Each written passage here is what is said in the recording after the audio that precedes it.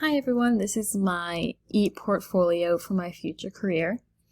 I want to be a third grade English and language arts teacher, and so this is what my eportfolio will be about. Here is my home page. I just have my name and then what to expect from this eportfolio. Just my lesson plan, student work, information, all of that.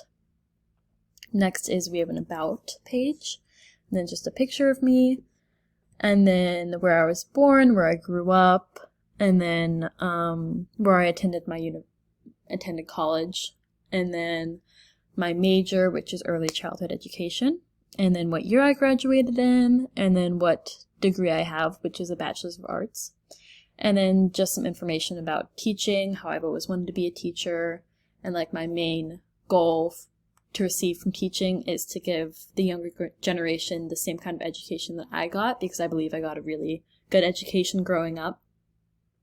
And then just how I knew how I wanted to teach young children because of my many years of community work. Next is my resume. I just have a certificates page, which is where I have my Florida teaching certificate, some skills that I have, and then just some information, my email, my phone number, and then my experience as a student observer, and then my education, and a summary of what I am like in the workplace. And obviously this is a resume for my first year teaching, so I don't have that much on there. And then I have a more column, which is where my lesson plans and student work is. My technology lesson plan is teaching the students how to use Wixie, which is a computer program where you can choose a picture and write a text on it. And my students will be choosing a picture and writing a haiku. Obviously the picture will be based on what their haiku is about, but I feel like it'll be really fun to teach them about Wixie because we can use this for so many other things as and for so many different lessons as well. And then I just have my other blog page, which is, I have a link there, and then I have it embedded in here as well.